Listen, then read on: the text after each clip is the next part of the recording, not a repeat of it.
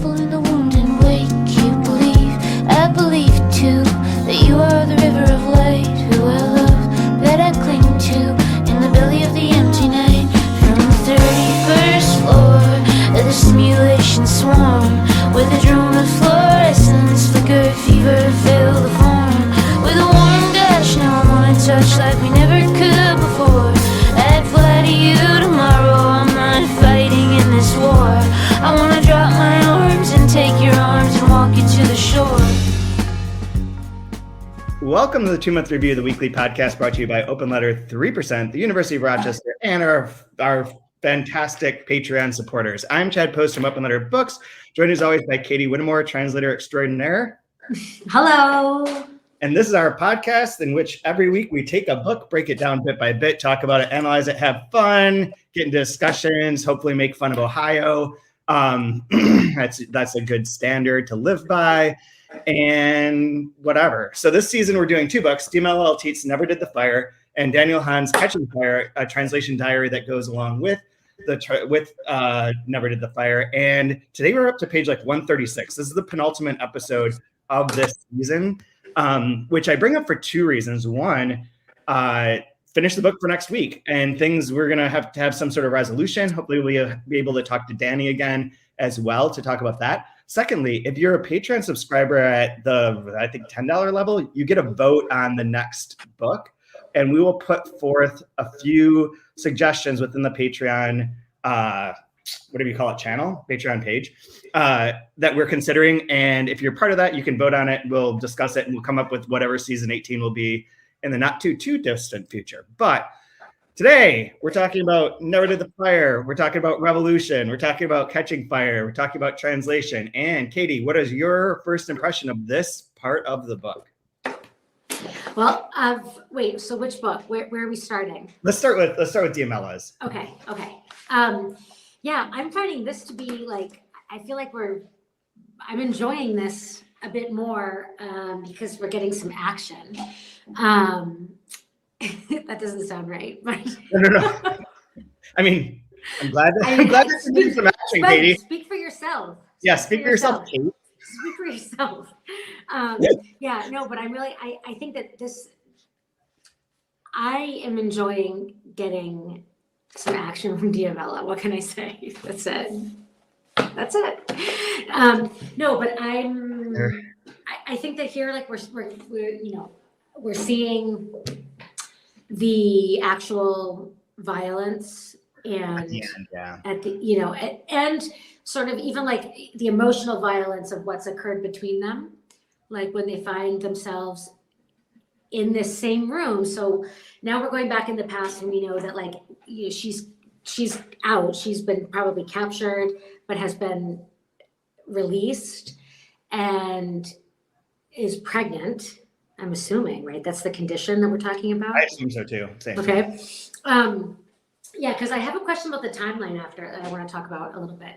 But and then the man, the partner, the other person in the room was also captured and presumably tortured and underwent what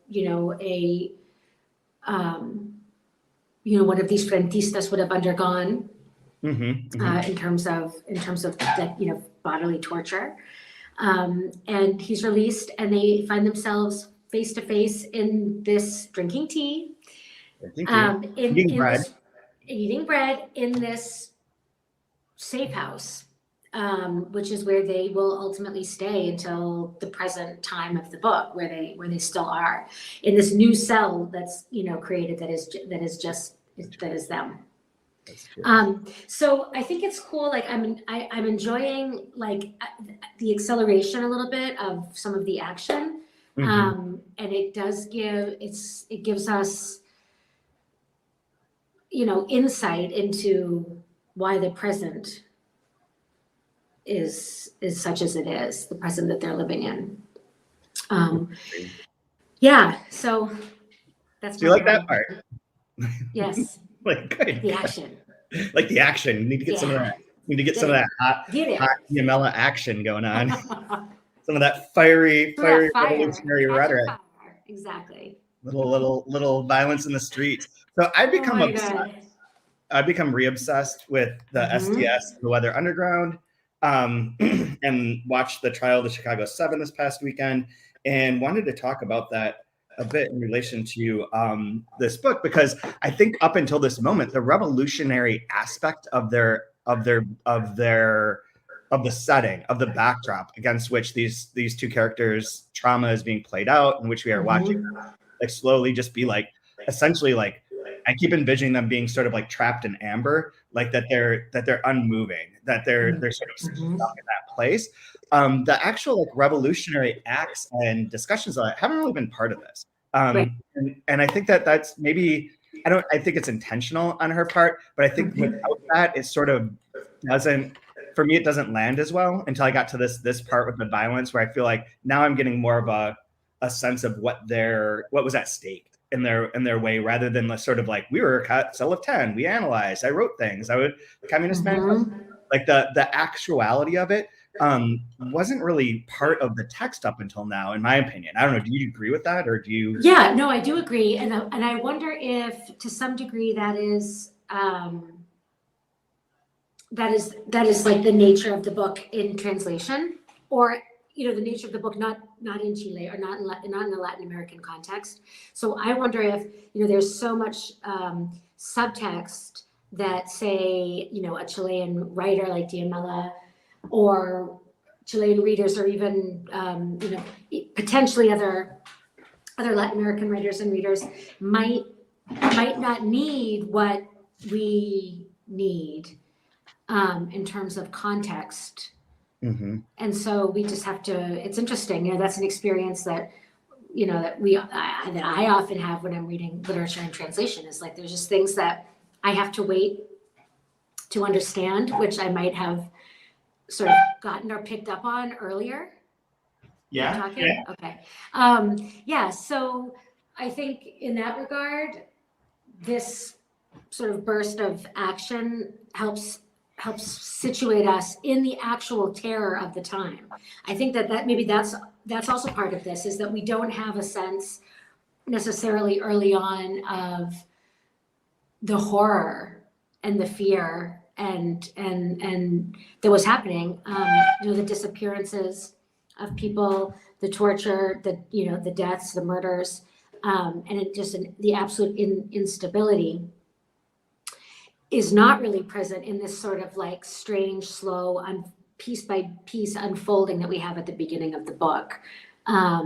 So it does feel like sort of like things are like this, and then we're hitting an acceleration in the pace, where I'm at least getting a better sense of just how dangerous a situation they were living in, which would have absolutely conditioned, the emotional relationship that they have, like everything, all their relationships, the decision to have a child or not have a child, the way that you would interact with, trust or not trust people that were supposed to be part of, like, this impersonal but still highly integrated and enmeshed group of people.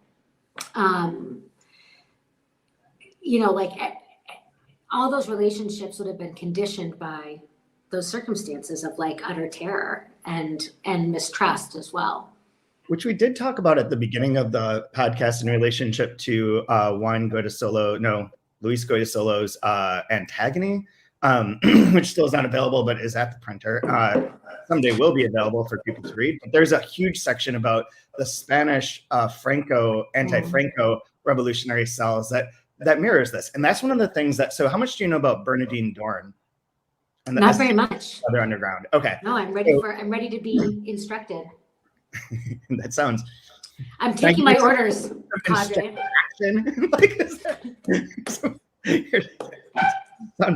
Sounds weird.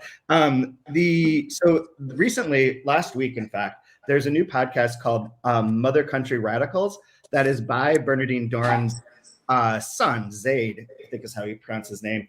And it's basically chronicling like what happened, who his parents were. Bernadine Dohrn, who was the most dangerous woman, according to J. Edgar Hoover, the most dangerous woman in America. His dad is Bill Ayers, who caused a huge controversy I mean, he was part of the Weather Underground as well. And he actually wrote a book, a memoir about their times called Days of Rage, related to the protests that they helped organize because of the Chicago 7 trial that was going on, which I can get back to in a second. But in his biography, he was interviewed about it for the New York Times, and they asked him about like whether he regrets making bombs. And he said, no, I don't regret. We didn't do enough. Essentially, I don't have regrets for that. This becomes a big deal because one, that interview ran on September 11th, 2001. Two, he was one of the people that hosted a fundraiser for Obama when he was running for president against Hillary. And Hillary talked about how he was associating with terrorists and with like the radicals that tried to destroy our country. Now, the backdrop to it is fascinating, and it's fascinating kind of related to the conspiracy stuff that I was talking about last week, and the way in which the movement of like what a revolutionary movement was in 1968 and 69 and 70, early 70s, and how it divided and how it failed and how it was crushed is very, very, very similar to how things happen today in terms of police brutality and the general machinations of the machine. But secondly, it does sort of tie into this book really well. So the SDS, the Students for a Democratic Society, were primarily like an analyst, talky sort of revolution. Like, we got to get the proletariat on board, we'll rise up, everything will be fine, Mao is great, blah, blah, blah. And then at their big convention in 68, the Black Panthers were invited by Bernadine Dohrn, and they got up and were like, you can't fucking do this. Like, you have to like act. We have to have action. We have to like do things and bring the war home, because this is all like an anti-Vietnam protest as it starts, right? And bring the war home. And they also said a bunch of very negative things about women, that the women revolutionaries' place was to be prone within the revolution. It was very sexist and misogynistic, but it led to Bernadine Dohrn saying either we're with Black radicals and with action, or you're here like talking forever and nothing happens. And they had a walkout, and it split, and the split became the Weather Underground. So Bernadine Dohrn was the secretary, similar to the woman in this book, was the secretary for the SDS, for her cell, and then ends up arguing for action, which seems to be along the lines of what happens throughout this book, like where the female narrator is like, I urged us to like do something direct and have direct action. And they're like, you're a Stalinist, you're bad, you're a girl, you're this, you're that. So the Weather Underground ends up causing like they learn how to make explosives from reading a handbook, which is remarkably funny in certain ways. Blow up a police statue. They never injure anyone, which is one of the remarkable things. But they bomb the Capitol. They bomb the U.S. Capitol and cause $300,000 worth of damage. No injuries because they were warned ahead of time. They bomb the women's restroom in the Pentagon for the bombing of Hanoi. The Laos was for bombing of Laos was the one for the Capitol. They New York apartment by accident and kill 3 of their own members, which the number 3 in the desk show up here, and they go into hiding.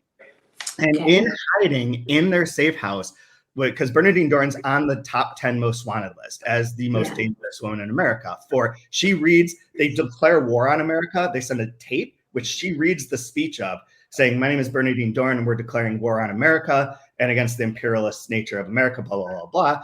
And we will take actions, and we will be in every university and every street, till things change. At the same time, Fred Hampton, one of the Black Panther leaders, is truly assassinated. They had infiltrated. One of the reasons that nobody ever got charged with anything from the Weather Underground in the end is that all the cases got overturned or dropped because the U.S. was spying and doing illegal wiretapping, illegal mail fraud, and essentially urging them to take these actions by implanting someone within their cell who is not trustworthy, who was encouraging them. And in fact, with Fred Hampton, supposedly the FBI agent who had infiltrated that Black Panther cell drugged him the night that the police came to raid him. So he was passed out. The police came in. A gun dropped on the floor and shot 1 bullet into the baseboard, and the police shot Fred Hampton 100 times and annihilated everything in this apartment. And that set off part of the Days of Rage and the sort of reaction to this as well, and to the Weather Underground's sort of activities of you can't just talk. you have to act. They have guns that they use, and we've got. So I'm sorry for talking so much and monologuing here, but give me one more second. So she goes into hiding. They go into hiding in their safe houses, and she gives birth to this kid at a time when they had no ways of going to the hospitals, no ways of like they couldn't get jobs because they couldn't use their social security number. They're living with aliases, and he grew up with this, not really knowing who they were. Okay, so the flip side of that is that at that point in time, that revolutionary thing, and one of the books I would recommend reading for TMR at some point in time is Vineland by Thomas Pynchon, because it covers this ground and this sense of like what was possible within this revolution socially and economically, and how the forces destroyed that and like destroyed people at all costs to maintain this phallic power. And so nowadays we have the quote unquote revolutionaries end up seeming like the Weathermen seem like the Capitol 6 insurrection people, January 6th insurrection people, right? Even though they're coming at it from two exact opposite poles, they end up, you could, amid like a Midwestern, someone in Ohio that is like listening to any of this would be like, they're kind of the same. They're all domestic terrorists. With totally different ends, but both like in that vein. So I just thought it was interesting listening to the podcast and watching the movie, The Trial of the Chicago 7 on Netflix is remarkable. The part where they gag and pined Bobby Seale in court, which really did happen, is one of the most disturbing things I've ever seen in a movie. It's intense. It's really intense and really good, and really does reframe like what was going on at that point in time, and speaks to this book in the sense that was it. Like the Chilean situation was different, obviously, in certain ways, but not really. Like even with the Weathermen, they're like, where did we turn to learn how to be radicals? Was Latin America.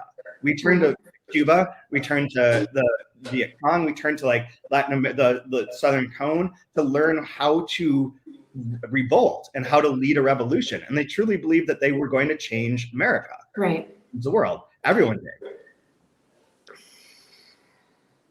So that backdrop for this book is interesting then. It makes it really, like thinking about it through that lens altered the way I was thinking about this book, even prior to reading the chapter with the active violence.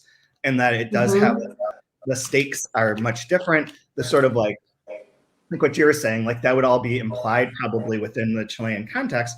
And it is even within our context because it's known, but it's not within the book. It's never emphasized enough that like it has been a topic of our discussion. And I kind of felt like this week, as I was reading all this stuff and thinking about this, that it kind of, maybe it should be, it really hones the sort of emotional part of this. Yeah. I mean, I think that it helps provide context. It does provide the context for what the stakes are as well, and why. I mean, I wish that, I would love to have someone on at some point, or we should have had someone on at some point to talk a little bit about like trauma, like literary trauma studies, which is this field of literary, criticism and philosophy that is only growing. And I think, a lot has been written about memory in Latin American literature, trauma in Latin American literature, the post-dictatorship period. And I see like how we can use that frame for this book in such an interesting way to see, her use of Eltit's use of the repetition, of the slow feeding of information, of these ruptures and these breaks that we've gotten, like the breaks in the text that we've gotten up until this point. And now we have like this straight, and I wanted to ask you what you thought about this. So like this, can we look at this final sequence in this section? Absolutely. Can I tell you that this book that I have on Eltit has a chapter called The Controlling Gaze in Las Vigilantes, and the subsection is called The Political. So this is Citizen versus Government. Ah. But I think there's some of the other books that I didn't grab here has a thing about trauma and an essay about her and about her writing about trauma. And yeah. So let's look at that last section though. And I just want to point out too, like there's another bodily trauma that happens, which is the childbirth, and the child, the childbirth in general, and then childbirth under the circumstances in which, like, this boy is born. Which was my interpretation as I was reading this, thinking back, I read this a couple of days ago, but that the woman kind of directed them, but that the guy was going to have to serve as the midwife for her. Okay. Yes. I did get that right. Yes, that's what I got too. And then, so I think I had something off in the timeline. This is what I want to try to figure out. So, like, earlier in the book, when we're in the present moment and they're in the bed, and she's talking about, when we start to hear her talk about the boy and the breathing and the boy dying and deciding, like, we need to take him to the hospital, we're not going to take him to the hospital. So that all occurs like when the boy is like 2, I think, right? Yeah. So that's after, like, the dissolution of the cell. Like, that's not during the action, their political action. This is like when they are in hiding. Yeah. The 2 of them. And they can't take him to the hospital because they're in hiding. Because they don't like exist as regular citizens, right? So I had been reading it, like, assuming that was dragged, that occurred while the cell was still active early in the book. So it's interesting. So the fact that, like, the child is born when the cell is already defunct. The deaths have happened. The deaths have happened. The child is born, and they are creating this new life, this new cell within these 4 walls or whatever. Just the 2 of them, and the child. The child dies, and then it's just the 2 of them. So here's the supposedly. Here's the part about that really quick. It's on page 109, the first part that we were reading. I had fallen already, trapped like a wild beast or circus animal, right in the middle of the public highway, surrounded and captured. And later you would fall. A ruthless sum, the complete cell, all 10. 7 of us survived, 3 dead. The 3 dead are here, upright, ornamental. They sparkle in the darkness. Before I had come out, you would fall. 4 months of you neither alive nor dead. Finally, we had to meet again. We did so ensnared in acute bewilderment. My condition obliged you to suspend your pain, your offense, the sum total of humiliations, the terror. So my interpretation is that there was an action. The cell, 3 of the people were killed. All 7 of them, the cell dissolved, but she was captured. He was later captured, maybe not at this event. Then for 4 months, they don't know. She doesn't know. If they're alive or dead. So they come back and reunited, and she's like nearing birth giving. Right. Okay. And then they have the child. Then 2 years later, the child dies. They can't go to the hospital. It has a fever, burns up, catches fire. So this is all right. So the sequence that begins on with the robberies, right, and the sirens, and this violent bus ride. So I want to talk about this a little bit because it's complex. So it looks like, she has been warned, like, you must not leave. You cannot go anywhere. You must not leave this house, this room, right? Basically. And it looks like on page 130,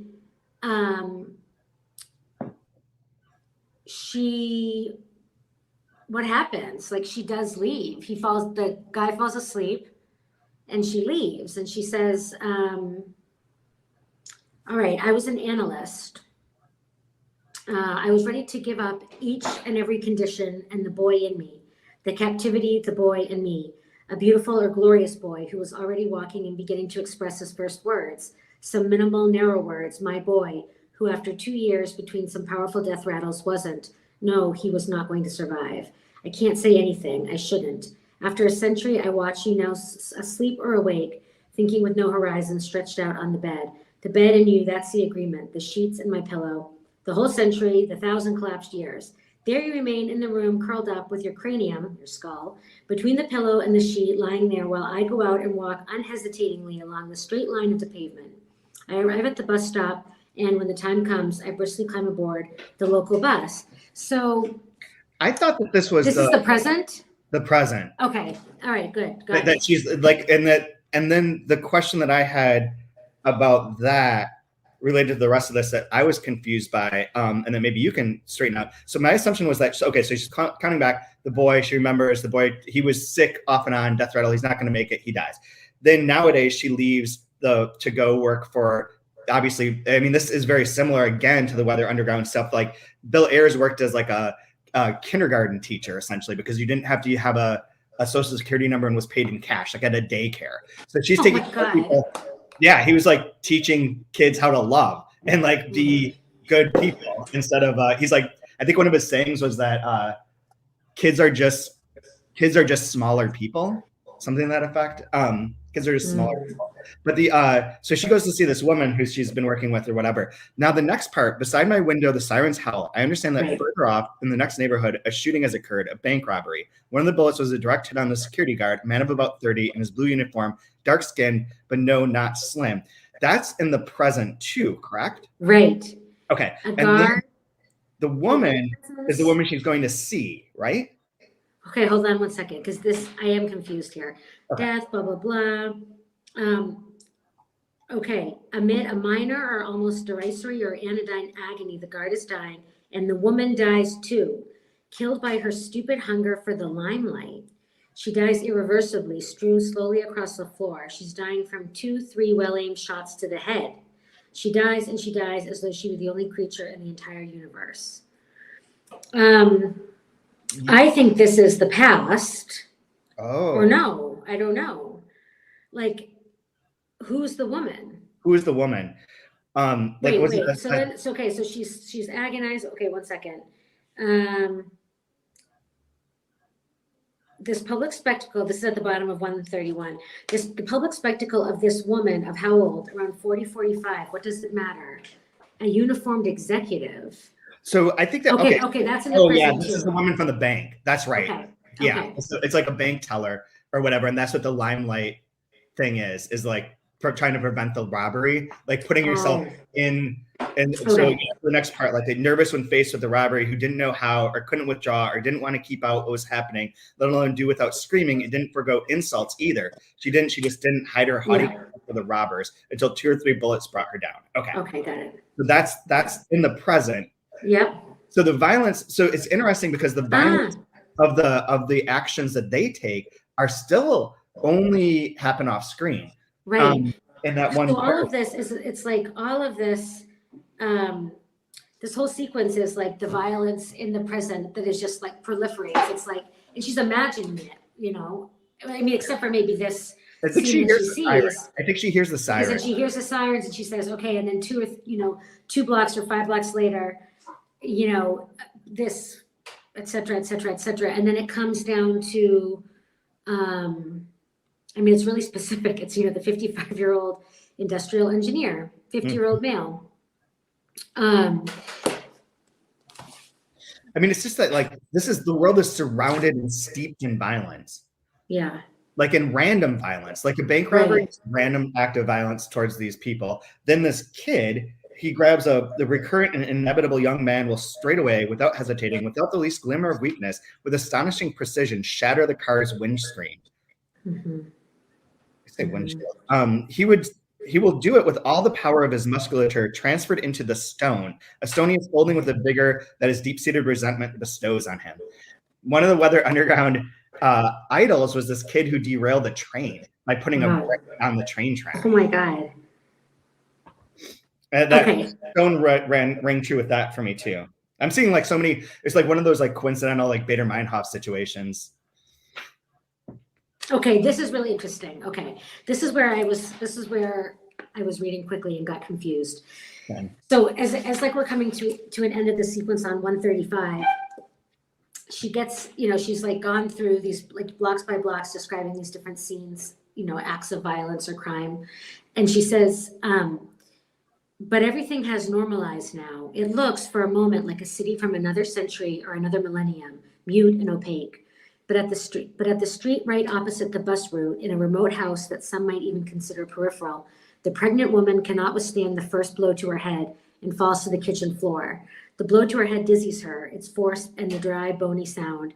She understands that she ought to get up onto her 2 feet and try to run away. Do it right now, stand up. But at the same time, she knows the blow will fall again and again, chaotically on her body, her head, her ribs, her leg, a foot, her arm. It broke both her hands. This time she really is going to be killed. A crime of passion. Another one. Now we switch. my own, on this exact day, when no more than 7 minutes have gone by, she will be lifeless on the kitchen floor. She knows it. She knows she has these minutes of life. It's this awful, awful, awful drawn out this is sequence. I won't read the whole thing, obviously, but there's one line, the last thing that woman managed to think, perhaps it was no more than a word, was a command. Stop. Then nothing. Everything ceased, meaning it was gone. Yeah. And then she switches. It's like the bone in the cheek brings her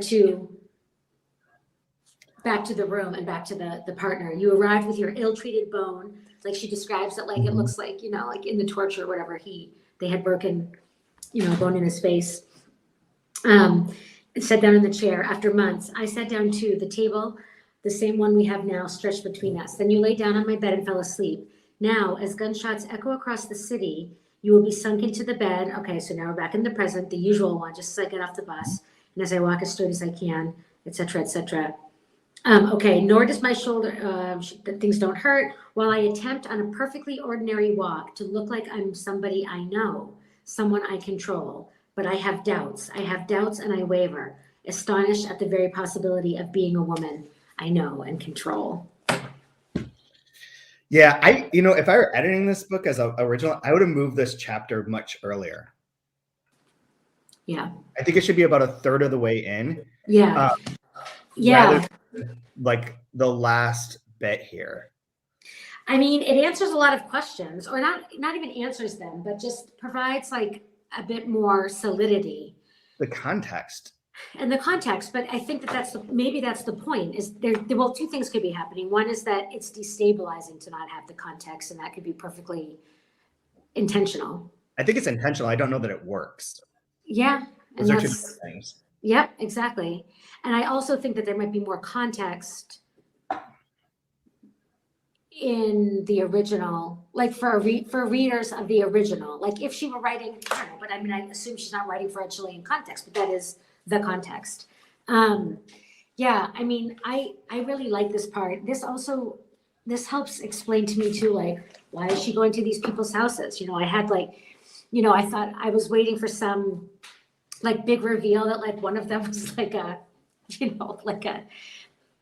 I don't know. I didn't know who they were going to be, but it's really just that she has to be paid under the table, like as, a white and rose they're just living in this safe house. I mean, she keeps saying 100 years, 1,000 years. It's been this shit. But like, if you're in one room, in one house, living underground amid like crazy violence, after you had been assaulted by police and tortured by the police, as we can assume or read out of this without much hesitation, it would seem like 100 years. It could be a couple months after the death of the child, and you wouldn't necessarily know. I mean, yes, except for like if she's saying at the beginning when she talks about like, well, this century that is no longer ours, like, right. So I'm reading that from the beginning is that the present is in the 21st century. Interesting, because I'm thinking like another way to read that would be to use the Pynchon sort of idea that like the ideological idea that, like, or the historical ideological idea that in the 60s, 70s, there was a moment where things could have been different. And that the century is no longer theirs. That was crushed, and the century is no longer theirs, even last century. Like, it's crazy that like how much dies down during the 80s. Like, I can't get past this. Like, I keep thinking about it and thinking about like I grew up in the 80s, and in college there was still like remnants of like SDS Marxist sort of like, we could change the world, we can make the world a better place sort of ideas, but it was really deadened down. And I think it was big time. I mean, it was like, Reagan, it was Reaganomics, and it was Coca-Cola and CIA and FBI. And then in the 90s, it's Clinton, and it's sex impeachments. And like we get distracted.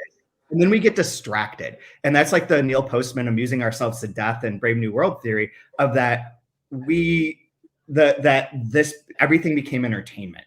That we'd stop paying attention to like the struggles, the need for social justice and equality in various ways. And instead we're just like watching an impeachment trial because someone shoved a cigar up someone's crotch. Like, it's a crazy world to go from one to the other. You've got like people being slaughtered, and then you have like this kind of almost 3-ring circus in which, to be honest, like the Monica Lewinsky was so mistreated in that whole thing. And I know that you watched the same show that I did, the American Crime thing about it, which was like really harrowing in various ways.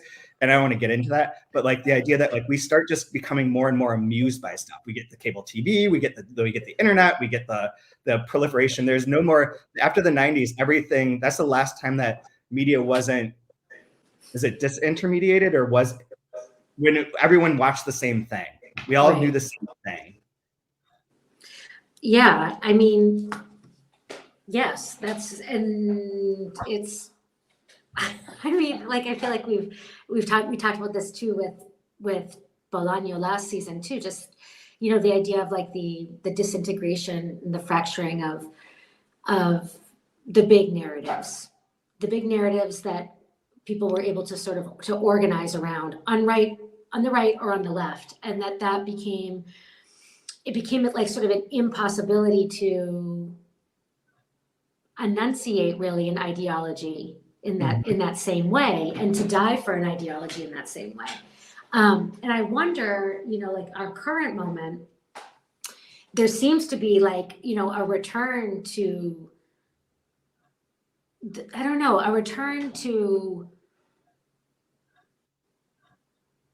like, I don't know. I have the sense that people, I mean, I'm thinking about Europe too, and I'm thinking mostly about the right in this case. And I think what's really scary personally, politically, is that the right it seems that proponents of the right are finding it a lot easier to organize around a central narrative. Create a general big narrative. And the left is not. And Definitely. So so in terms of, like, have we seen a left since the late 1960s that has been viable in terms of actual change, and, you know, being prepared to violently usher it in. So, but in terms of this book, and I think what Eltit is doing that's so interesting is that impossibility. I mean, for me, this is the reading I'm giving it to. Like that impossibility of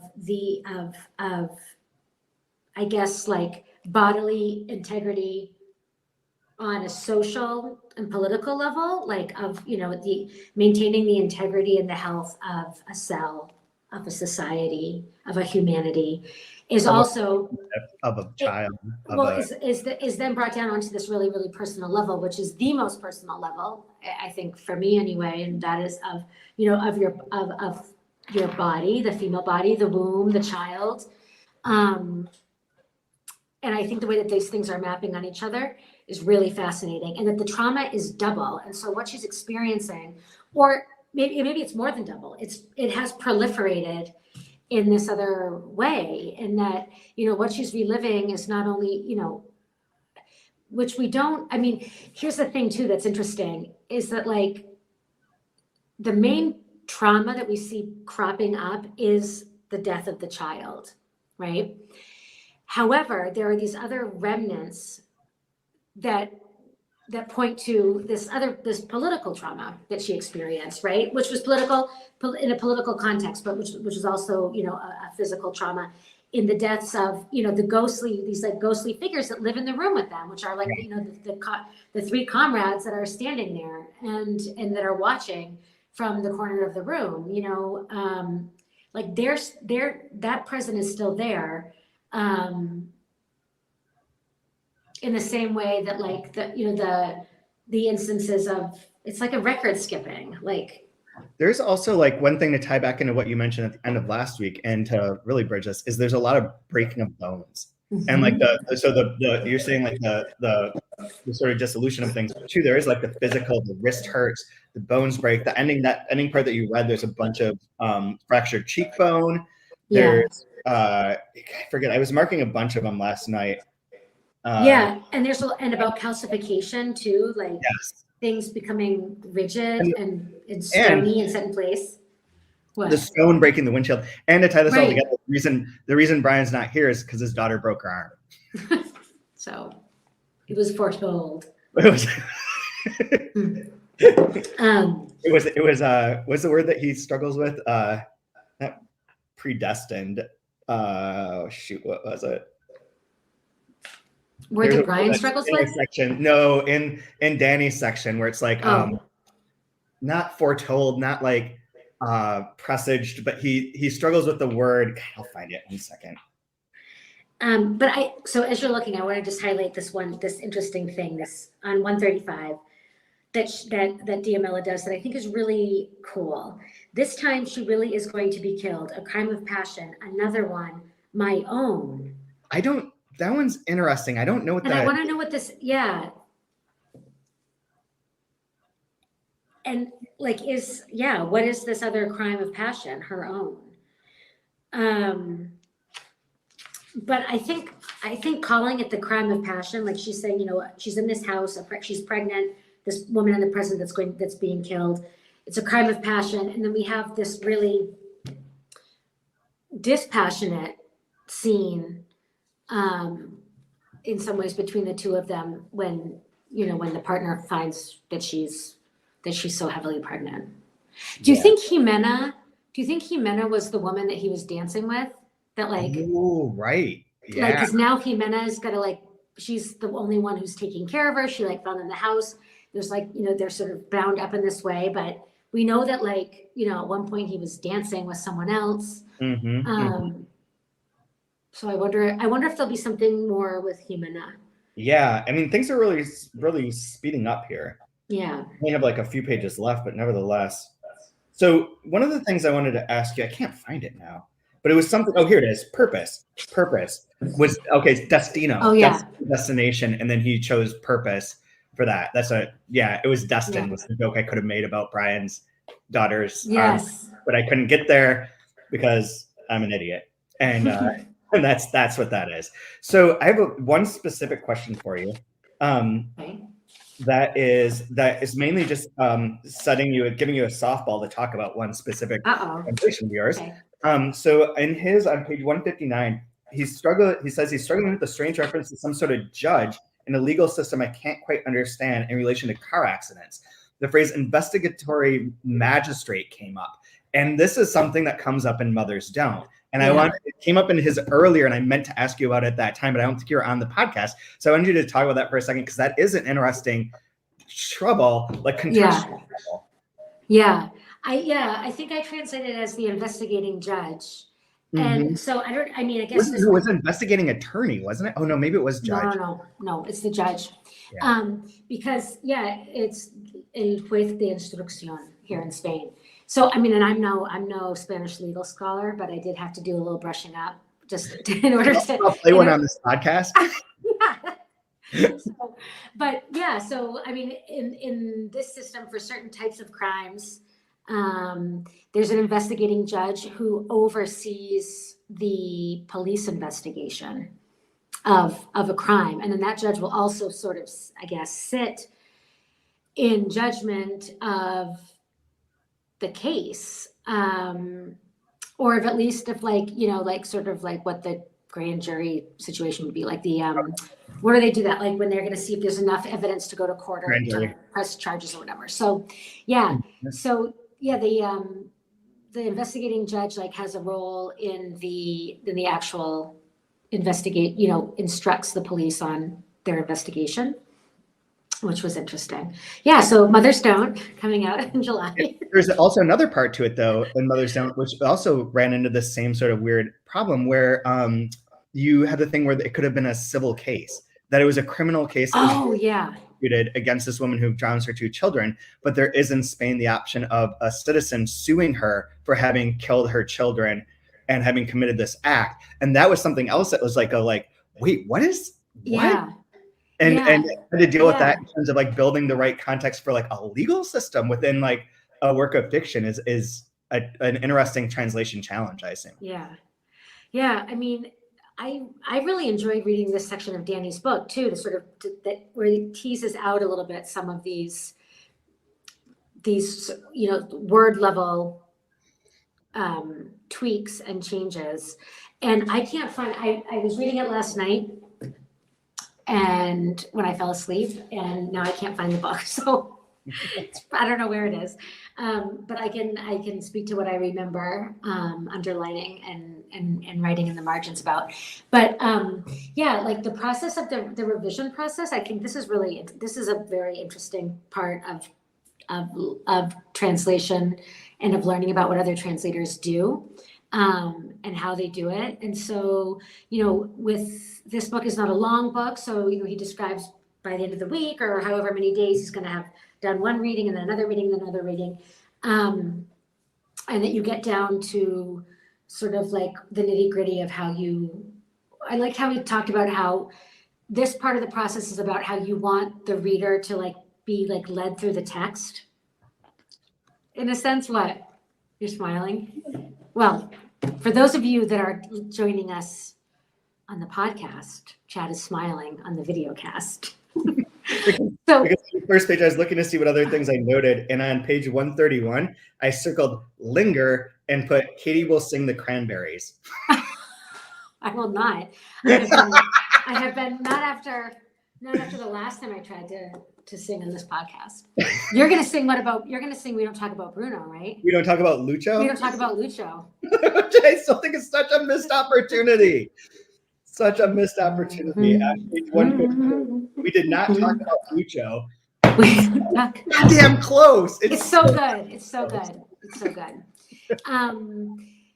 Yeah. So the revision. So this aspect of the process is really interesting to kind of have a little bit of a window into it. And it makes me think about I don't know, I guess it's like, and you would know more about this being an editor and a publisher and having worked with a lot of people through their revisions. I mean, I only have the experience of doing my own, and now I'm having this little window into what Danny does. But would you be interested in talking at all about from an editor's perspective, how you view Danny's process from what you've read, how what your experience has been working with translators at this level? I think the process. There's one note that he makes in here that I think ties into that. I think it's a footnote, in which it says at a later stage in the process, on 154, Bill, the book's editor, would refer to one sentence as sounding like a badly tuned radio, which is mine is always a camera that's out of focus. Out of focus. Same thing, a lot to be fixed at this stage. Sentences, are sort of there, blah, blah, blah, blah. So I think that the situation with Danny, what I think is interesting about this and about the process of publishing these sort of books, is that his representation here and his faithfulness is to creating Diamella's text. And so a lot of his choices that are driving are based on sticking with this original. And he references several times, not getting too far, not doing what he thinks it should be, not adding the commas where there should be commas, not changing the contractions, not making sure it doesn't sound like him. And I think that an editor does have the right, because I don't know that these books are ever fucking edited in their original language. And I don't know that the books are as good as they can be given that premise. So I think that the editor of the translation has the opportunity to do what the translator in his case is hesitant to do. And I've encouraged you at times to do that and to go forward and make those sort of changes for a variety of reasons. The Last Words on Earth is a very particular instance in which we've talked about it on this podcast and fits into that, but even within other things. But I do think that that at times there's an author's intent, but an author's intent doesn't make it absolutely right. There's a big division between Germanic, the relationship of writers within their Germanic situation in which genius comes down, is bestowed upon them. And their words are, magic, the Benjamin way of talking about translation of this mystical, godlike substance that flows through you.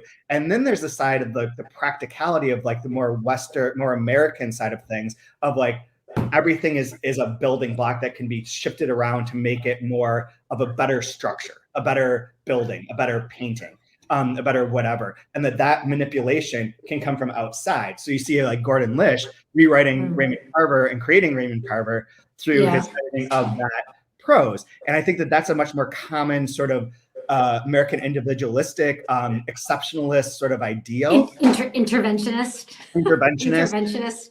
Yeah. Versus the other. But I fall more towards that side, not entirely. Like, I don't rewrite a lot of stuff, but I do think that in the end, I don't take the original as something that is blessed in that way, or that is sacred. Especially when it comes to contemporary literature. It would be different if it were like something that were canonized in various ways. Contemporary literature, it's like, I mean, I know I've talked to people, so many authors who are like, nobody's ever read, my editor just printed it. Like, nobody made suggestions. And like, I feel like that opens up a gap in which you can have a more interventionist situation, maybe not rewriting it into your own voice, maybe not rewriting it into what works for the American marketplace, but at least not taking it as sacred. That's really interesting. But related to that, he positions his role on, like, I would curious about you, to throw this back to you, like what you see your role is like, do you do what you're doing in relation to the quote, not sacredness, but like in honor of viability, and then can say to someone else, to a third party, okay, here's the things that I notice in my interpretation of this, or in my activity of translating this led to this interpretation. Here are situations in which I think maybe you might want to weigh in and have some decision, like passing the buck, but making it aware, making the editor aware. Or where do you fall into this?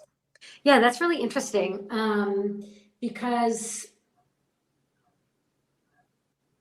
so I'll stick with the translator. I'll stick with, like, in our case, like an Anglophone translator and an editor. And I think, what we have to draw attention to also is that is an act of power and hubris to some degree, right? And so I think just, we have to acknowledge that, to say, like, that I can make this better. I don't think that isn't true in some cases, especially where, as you say, you have writers who are edited, let's say, with a very, very light touch in the original, and each sort of, like, publishing sphere in the various countries have their own ways of doing things, or not. And so so sometimes the work can really, really benefit from that type of sort of intense scrutiny that is constructive, and in sort of the spirit of really making the book the best it can be. That, I think, does have to be between the Anglophone editor, translator, and the original author. That has to be a partnership. Like, I don't think that's something that can be performed upon, or it shouldn't be performed upon a text without, like, the, permission or participation or collaboration of the original writer, if, he, she, or they are living. Unless they're an asshole. What's that? Unless they're an asshole. Unless they're an asshole, and then, all bets are off, right? Yep. And for me, yeah, absolutely. I mean, there have been times where, I'm absolutely, like, I think that the editor luckily can sort of be the scapegoat in a lot of cases for the translator. Like, in my case with you, like, I've been able to say, I guess you just sort of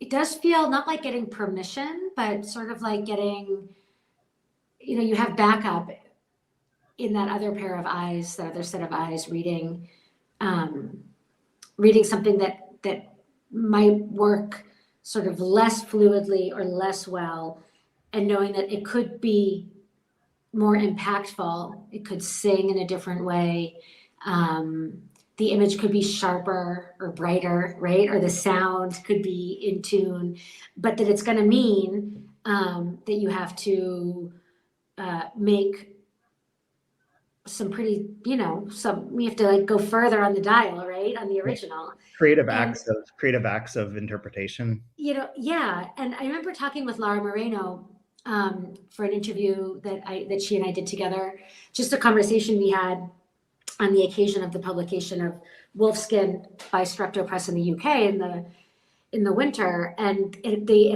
interview hasn't been published yet, but I think they'll publish it in the summer when Open Letter publishes Wolfskin in the US. But something that we talked about was like, I mean, the authors that I've worked with so far have been really hands-off in terms of like, I mean, for the most part, many of the writers I work with don't feel they have the command of English where they would want to be part of like the translation process, and that they trust me. And most importantly, and this was the thing that Laura said that I thought was really cool, was like that she trusts me as a reader. And that for her is like the paramount thing, is that she trusts the way that I read her. Right. And the care that I took with reading her work and understanding her project as a writer. And I thought that was really interesting, because to some degree, I mean, her point was like, I already wrote my book. I wrote a book, and now you're writing another book. And that's kind of your job, is what she was saying. Like, she was being a little facetious, but basically she was like, I wrote my book, now you go write your book. Meaning, you go write Wolfskin. I wrote Piel de Lobo. Right. And so, yeah, I mean, my personal philosophy is to be quite flexible in that way, because I do think that you can be very, very faithful to a text, and have it in some ways look really quite different on a sentence level from the original, which scares me. Like, I'm scared to, say this and to admit it. Like, but I loved looking at I loved looking at the original. And since I read Spanish, it was really cool to be able to compare. And so I think I would like to do something like that with one of my own translations, like annotate kind of the way he did, where you have the original and then like a first pass, second pass, third pass, and you keep moving through, and then see ultimately what you end up with, which is what gets published. Like the iterations between the original and then the first draft, and then what is finally published can be very varied, and I think that was really cool. And this was to be able to see a progression. Yeah. It was cool to see someone else's progression for sure. Absolutely. That's my favorite part so far I mean, I like all of it, but I like that quite a bit too. So it's very specific. Should probably wrap up here. Do you have a favorite line? You don't talk about Lucho? Dude, I almost got you. I'm not going to sing it, but I'll hum it. And now we'll have that in our heads. Gotta have linger. Gotta linger. Linger is 100% going to be the music. There's no way I'm singing the Cranberries. I don't have. It's Dolores, right? Wasn't it Dolores? Was Dolores. R.I.P. Well, okay. I don't really have a favorite line. There's nothing really in here that was. Let me see.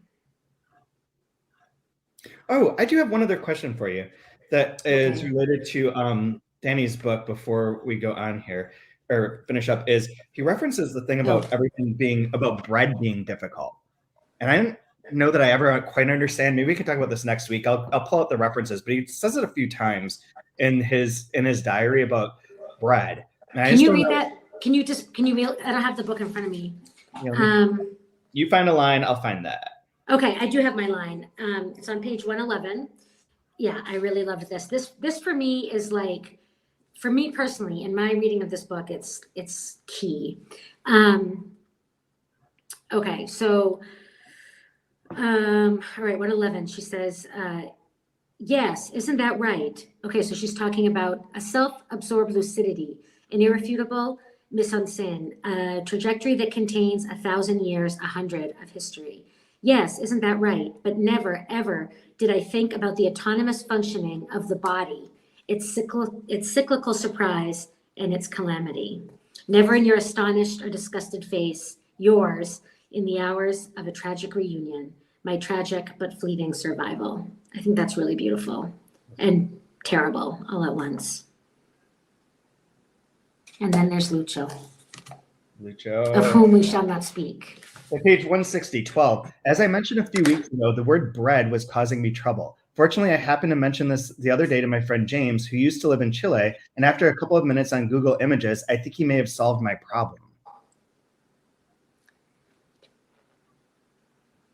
Okay.